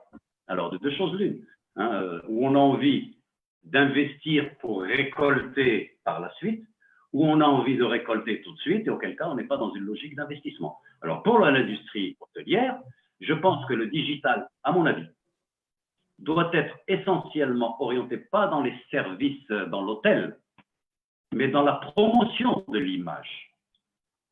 Dans la promotion de l'image, c'est vrai que nous avons fait déjà des choses sur l'image touristique du pays. Mais aujourd'hui, avec le digital, on peut taper très fort. On peut taper très fort. On peut faire des choses extraordinaires. Nous avons des tas de populations qui ne sont jamais venues au Maroc. Imaginons que nous prenions 0,1% de chaque pays qui viendrait visiter notre pays. Mais pour les toucher, il faut que je passe par le digital parce qu'eux sont à un niveau de digitalisation alors que moi, je ne le suis pas. On ne va quand même pas leur envoyer des mails parce que si on fait ça, on y est encore dans 10 ans. Donc, il faut bien que nous arrivions à nous hisser pour que nous puissions être en phase avec nos futurs clients dans l'industrie hôtelière. Et ça, ce ne sont pas des investissements énormes, ça n'appartient pas forcément à un hôtel de le faire, ça peut être d'autres instances beaucoup plus centrales qui peuvent faire ça, d'accord? Mais on peut avoir des choses très simples. Vous savez, tous les hôtels sont en relation avec des tours opérateurs, avec plein de réseaux qui leur permettent de drainer de la clientèle. Moi, j'ai toujours été, et je pense que madame est dans l'hôtellerie, la dame qui a posé la question, moi, je me suis toujours posé la question d'un citoyen marocain normal. Quand je vais dans une agence de voyage à l'étranger, par curiosité, je demande la destination Maroc. On me sort des dépliants. Quand je demande la destination Canada, on va me sortir des dépliants et on va me donner un lien vidéo pour que je puisse visiter de manière virtuelle le Canada avant même de décider. Le malheur, c'est que ces vidéos existent chez nous et elles sont magnifiques. Moi, j'en connais un paquet de ces vidéos qui parlent du Maroc et elles sont magnifiques. Il n'y a pas besoin d'investissement. Il n'y a pas besoin d'investissement. Il suffit de mettre une bande hôtel dans laquelle on peut visiter le Maroc sur un site national, j'allais dire local, d'un hôtel, d'un groupe d'hôtels. La région de Marrakech peut dire, ben voilà, oui, par exemple, Marrakech, Agadir, Fès, Tanger, etc. peut dire, ben oui, nous, dans notre région, voilà ce qu'est le Maroc, voilà ce que nous mettons à la disposition. Donc, il faut qu'on soit astucieux. Et le digital, pour moi, c'est être astucieux d'abord. Être astucieux. Mais on n'a pas beaucoup d'argent. On n'a pas beaucoup de moyens, les uns et les autres, dans toutes les entreprises pour faire des choses. Mais on peut être très astucieux pour faire des choses. Alors, super. Est-ce que j'ai répondu à la question? Je ne sais pas. Si, absolument, parce qu'il y a pas mal de réponses qui s'accordent avec ce que vous avez dit. Il y a d'autres types de questions dans le sens où c'est comme s'il y a double vitesse ou de vitesse duale au niveau secteur privé et secteur public. Comme quoi, dans le secteur privé, le changement il est beaucoup plus facile, beaucoup plus rapide, et particulièrement le transformation digitale, alors qu'au niveau public, bah, du moins, sa transformation peut-être n'est pas très visible, ou du moins bah, sur certains secteurs. Voilà, il y a Alors, aussi… Pardon, allez-y. pour cette question de secteur public-privé, je voudrais juste apporter un éclairage. Vous savez, le changement, il faut qu'il soit voulu. Et dans le secteur privé, parce que leur approche est différente, parce qu'ils ne répondent pas à un service public, l'administration répondant à un service public, les enjeux ne sont pas les mêmes, donc ils décident et ils testent. Dans l'administration, c'est plus compliqué. C'est plus compliqué. On est encore dans cette approche régalienne de l'administration. Regardez, l'administration à ce jour, dans notre pays, ne parle pas systématiquement dans son vocabulaire de citoyen. Quand je dis citoyen, l'équivalent, son pendant dans le privé, c'est client. Comment voulez-vous instaurer la digitalisation? Pourquoi est-ce que le Marocain veut que l'administration soit digitalisée? Parce qu'il préfère traiter à distance.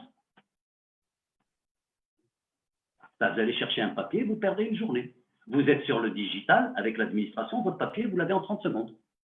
Sur des choses, encore une fois, basiques, simples, que nous pouvons mettre en place. Quels sont les documents dont a besoin un citoyen marocain? Là, il ne doit pas y en avoir 50. Je ne me suis jamais posé cette question, mais je vais finir par me la poser. Il doit y avoir 5-6 documents qu'on utilise régulièrement dont on a besoin. Et encore certains, on n'en a même plus besoin, il suffit de donner la copie de la carte d'identité nationale. Regardez un autre exemple. Et pourquoi l'administration sur les passeports a fait fort? C'est un début, c'est ça ce que j'appelle le smart digital. Ils ont commencé par, au lieu d'aller chercher l'imprimer, dossier complet, aujourd'hui, je télécharge mon truc, je le remplis, j'imprime, j'achète le timbre, je mets une photo, je donne, terminé, et dans la semaine, je l'ai. Voilà un exemple d'une digitalisation, d'une smart digitalisation qui marche bien. Regardez la vignette. Ah oui, on a osé. Ah là, la vignette, ça trop authentique. Finalement, on a osé. On a osé. Qu'est-ce qu'on a fait? On a transformé cette vignette qu'on collait sur les pare-brises et qui rendait sale nos pare-brises au bout d'un certain nombre d'années si la voiture était vieille. Bon, aujourd'hui, on n'en a plus besoin. Un document qu'on imprime chez soi. Et instantané. Et ça marche à merveille. Regardez les impôts. Un certain nombre d'impôts. Regardez la recharge téléphonique, où avant, il fallait aller faire la queue pour obtenir la carte, la gratter, rentrer le numéro. Aujourd'hui, on n'a même plus besoin de ça. Et ainsi de suite, ainsi de suite. Donc, ça veut dire qu'on peut le faire. On peut le faire. C'est vrai que j'ai l'impression que c'est comme s'il y avait un décalage. Un décalage. Le privé était en avance. L'administration s'est rendu compte que l'écart se creuse parce qu'entre les deux, nous avons le citoyen marocain qui est aussi le client d'entreprises privées qui devient, lui, plus digital, plus mobile. Il ne veut plus perdre son temps. Et donc, maintenant, l'administration est en train de pédaler à double vitesse pour essayer de rattraper. Sinon, elle ne va plus avoir de clients. Et si elle n'a plus de clients, ça veut dire qu'elle ne se justifie plus. En tout cas, en termes d'effectifs ou en termes de méthode de travail. Donc, ça veut dire qu'aujourd'hui, moi, à mon sens, l'administration est condamnée à changer. Et Dieu merci, il y a certaines administrations qui font un travail d'excellent, et qui font avancer les choses très vite. Maintenant, il faut qu'on arrive à contaminer tout le monde. Ce fameux R0, c'est dans notre culture. Le Marocain, je vais le dire trivialement, le Marocain d'aujourd'hui n'est pas le Marocain d'hier. Le Marocain d'aujourd'hui est exigeant. Le Marocain d'aujourd'hui, il veut être servi correctement. Et il veut être servi rapidement. Regardez toutes les régies de distribution d'eau. Pendant longtemps, quand vous alliez payer votre facture d'eau et d'électricité, c'était une catastrophe. Aujourd'hui, vous arrivez, vous avez un système de file d'attente. Vous êtes servi en 5 minutes avec le sourire et tout se passe bien. Vous avez une réclamation, vous avez une file de réclamation. Vous déposez votre dossier, on va vous répondre, et ainsi de suite, et ainsi de suite. Donc, ça veut dire que nous sommes capables d'apprendre. Ça veut dire que nous sommes capables de changer. Ça veut dire que nous sommes capables de créer des choses nouvelles. Et la liste est longue et longue et longue. Absolument, absolument. Le Marocain a changé. Il faut dire aussi que l'environnement aussi a changé. Il y a pas mal d'administrations qui ont changé, qui ont évolué, qui ont mis pas mal de choses en place. Bah, de toute façon, il y a la CNSS, il y a les différentes, la DGI, pour parler de la DGI, il y a pas Les mal de… impôts, plein Oui, de choses qui sont en train de changer. Maintenant, absolument. nous partons de loin. Alors effectivement, on ne voit pas de gros changements. Mais il faut qu'on ait le souffle long. Il faut qu'on ait le souffle long. Il ne faut pas que, et je l'ai dit tout à l'heure, messieurs et mesdames les fonctionnaires, surtout ne changez pas. Surtout ne changez pas. Et sans être mauvaise langue, pour vous que le Covid ne dure pas encore longtemps, je le souhaite de tout cœur. Mais tant que nous sommes sous pression, on est capable de faire des choses. Et l'administration est en train de le montrer aujourd'hui. Et elle va continuer à le faire. Maintenant, il faut qu'on ait le souffle long. On continue à faire ce qu'on a imaginé de faire, même si, j'allais dire, tous les 2-3 mois, on a une nouveauté dans l'administration, quelque chose qui simplifie la vie. Eh bien, nous sommes dans cette logique du changement, dans cette logique de la transformation culturelle et digitale. Excellent. De toute façon, vous en avez déjà parlé tout à l'heure au début de la présentation, enfin de la présentation plutôt, parce que aujourd'hui, on parle que de la transformation digitale, mais on ne peut pas faire que de la transformation digitale. Bah, il y a aussi de la transformation managérielle, chose peut-être qui est très importante aujourd'hui. Et cette transformation managérielle vient à travers aussi une formation, des formations. Donc, il y a le côté humain sur lequel il faut canaliser, il faut structurer. Et par rapport à ça, il y a eu pas mal de retours sur Facebook sur ça. C'est Adil, je crois, c'est Adil qui a mis un commentaire pour disant oui, il y a pas mal de ressources au Maroc, mais il faut peut-être définir le cap. Et moi, j'interprète le cap qu'il parle, c'est peut-être la vision, mettre en place une vision, mettre en place une orientation, identifier les objectifs où on veut partir pour exécuter, pour mettre en place les éléments. Il y a aussi Madame, je crois Madame Dina, si je ne me trompe pas, de Rabat, qui a aussi ajouté en disant que Lamia, désolé, c'est Lamia de Rabat, qui a commenté, oui, tout à fait, il faudrait aussi une réelle intelligence collective. Ça, c'est vrai, c'est quelque chose qui peut-être qui nous manque, j'ai l'impression. Cette intelligence collective, du moins avant Covid, on était, j'ai l'impression, trop individualiste. Mais là, avec l'avènement de Covid, comme vous l'avez exprimé tout à l'heure, et vous avez donné pas mal d'exemples là-dessus, c'est qu'après Covid, il y a une prise de conscience, il y a quelque chose qui se met en place, et il y a cette intelligence collective qui vient se renforcer, et on devient une communauté plus que des personnes, des concitoyens épars qui vivent chacun dans son petit monde. Non, mais on est en train de se créer, selon les affinités de chacun, des petites communautés l'un et l'autre. Là, ce sont les commentaires, je voulais partager avec vous les commentaires que j'ai pu voir. Je vais peut-être apporter deux débuts de réponse. Sur la question de Madame, je reviendrai à la première question que vous m'avez posée, qui a été posée la remarque qui a été faite par un des participants. Sur la remarque de Madame, effectivement, l'intelligence collective, elle a toujours existé, comme tu l'as souligné, Nicolas. Elle a toujours existé, l'intelligence collective au Maroc. Simplement, elle faisait partie de cette partie immergée de l'iceberg. On a toujours réfléchi ensemble, mais on a toujours agi individuellement. Aujourd'hui, je dis que cette pandémie, et avec son impact culturel, elle a l'avantage de transformer cette intelligence émotionnelle que nous sommes en train de vivre les uns et les autres en intelligence collective. Et il faut qu'on la maintienne dans ce modèle de transformation. Comment transformer cette intelligence émotionnelle de la peur, de la mort d'une manière générale, disons-le crûment, de la peur de perdre son emploi, comment est-ce que cette intelligence émotionnelle, on peut la traduire en intelligence collective. Et on voit ce travail formidable que font les associations ici au Maroc. Elles transforment cette intelligence sans s'en rendre compte, cette intelligence émotionnelle en intelligence collective, faisant jouer la solidarité. Effectivement, l'intelligence collective est, j'allais dire, ce ciment qui va permettre de transformer notre culture et d'assurer cette transformation digitale ou ultra-digitale. Revenons à la question de monsieur, effectivement, qui parlait de formation, de management, etc. Vous savez, aujourd'hui, il y a une petite révolution en marche sur le management d'une manière générale dans un certain nombre d'entreprises marocaines. Aujourd'hui, le manager tel qu'on le connaissait par le passé, on va remonter à 30-40 ans, c'est un management style paternaliste. Appelons-le, ce n'est pas péjoratif. C'était une famille. L'entreprise était une famille. Notre culture, les aînés ont toujours considéré les plus jeunes comme étant leurs propres enfants. C'est notre culture. Regardez les expressions « Aji Aouldi ». Traduisons-le en français. « Viens ici, mon fils », vous ne l'entendrez jamais dans un pays occidental.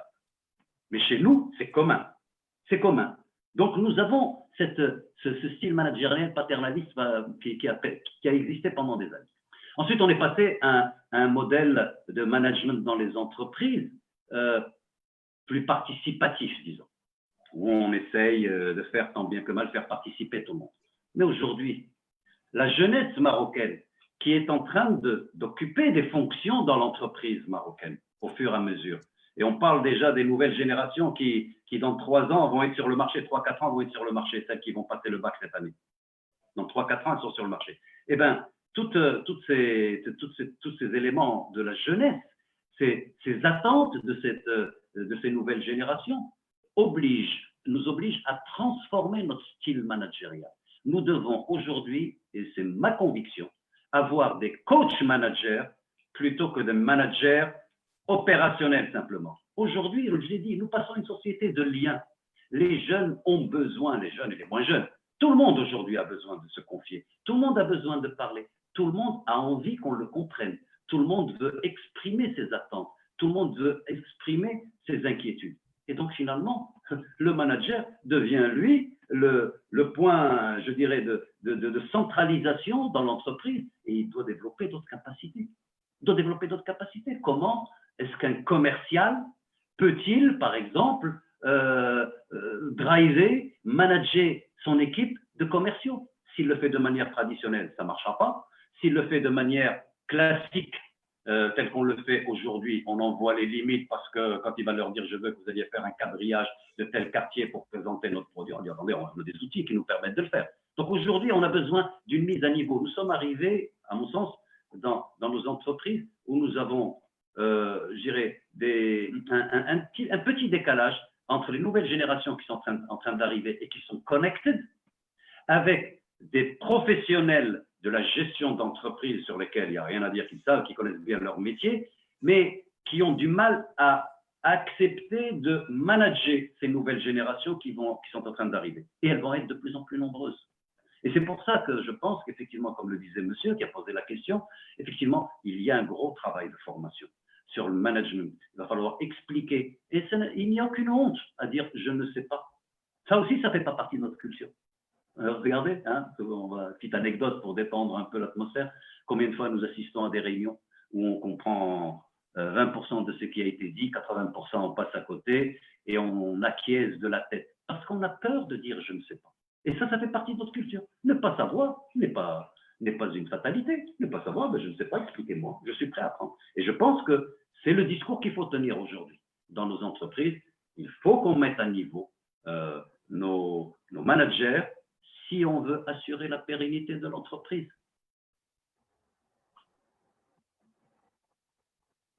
J'ai répondu? Oui, non? Absolument, absolument, absolument. De toute façon, vous avez, je veux dire, apporté beaucoup de précisions, de commentaires sur ce qui a été dit. Bon, là, on a parlé de beaucoup de choses. Je veux dire, on a parlé de transformation. C'est vrai, l'initial, on a parlé de culture, de digital, je veux dire, aussi on a parlé de management, ce qui nous a conduit aussi à identifier les différentes évolutions dans le privé, dans le public, et on s'est mis d'accord qu'il y a bien entendu, il y a une évolution, ça change. Moi, j'apprécie ce que là, après le Covid, c'est que tout le monde remercie Corona. Attends, on va lui faire une statue. Ah, exactement. C'est génial. À un moment donné, c'était vraiment… Si ce Covid nous a perturbés, je pense que si tout le monde acceptera d'avoir passé 2-3 mois de confinement, si nous arrivons à aller tous de l'avant. Marhaba.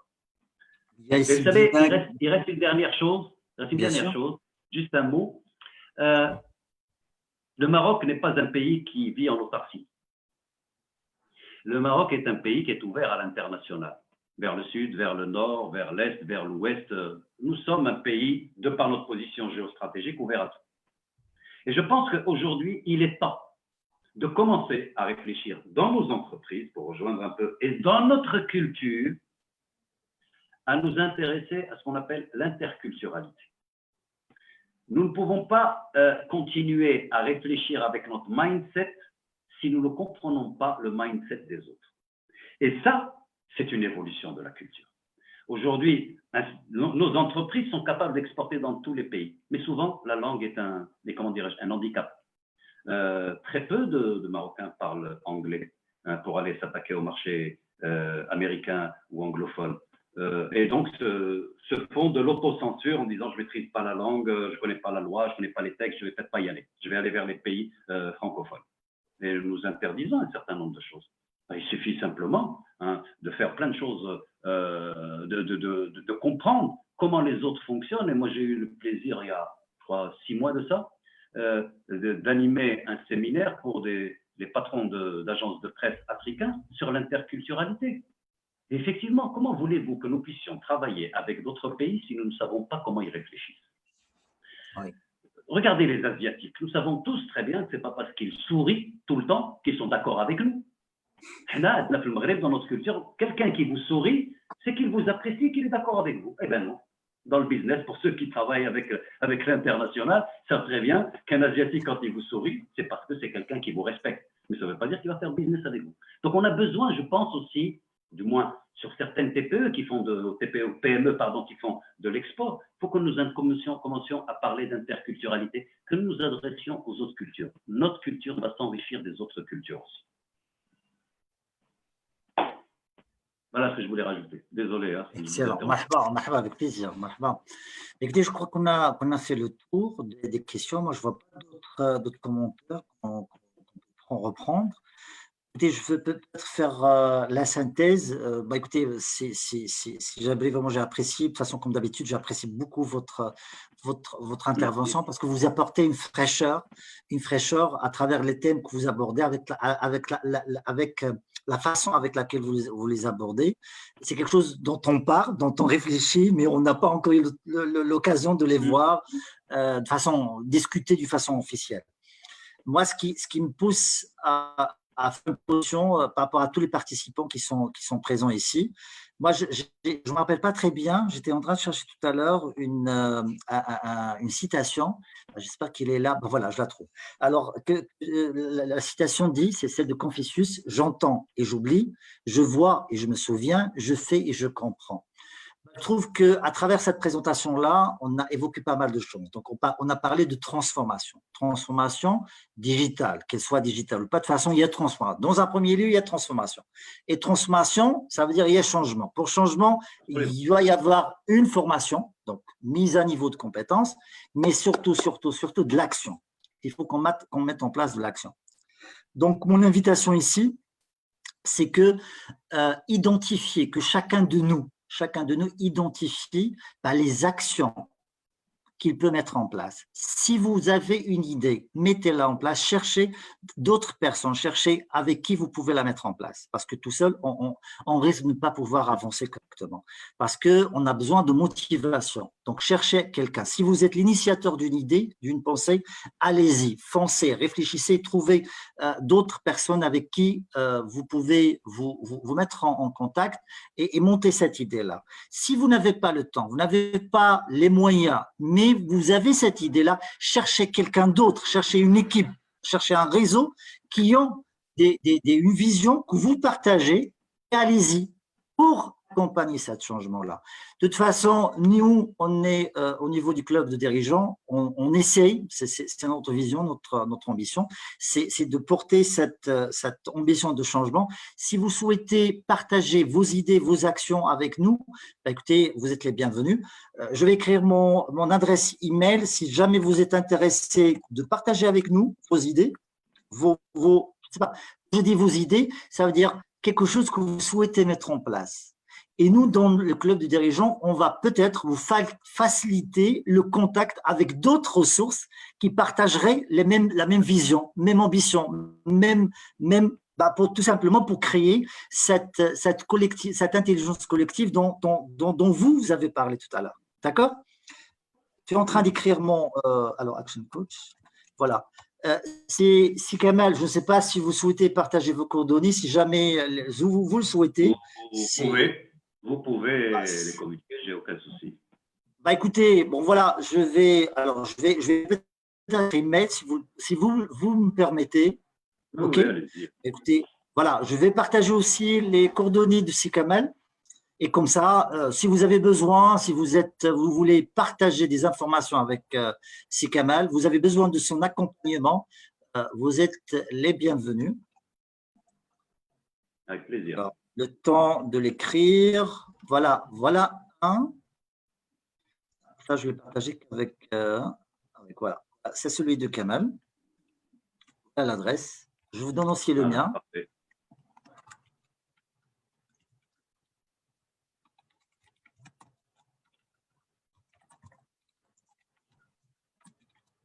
Et voilà.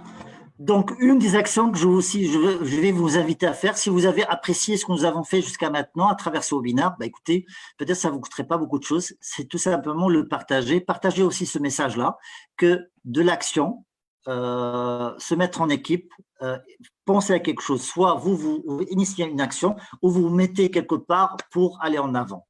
Je remercie beaucoup Sijabli pour sa générosité de participer avec nous. Je remercie tous les spectateurs, les participants. Je remercie beaucoup les gens aussi de Facebook. Et je m'excuse parce que peut-être que je n'ai pas pu retransmettre toutes les questions qui ont été posées. Mais on est là. Vous avez nos coordonnées. Si vous souhaitez nous contacter, vous êtes les bienvenus. Merci beaucoup et à très bientôt. Merci. Au revoir. C'est moi. Merci à tout le monde. Au revoir.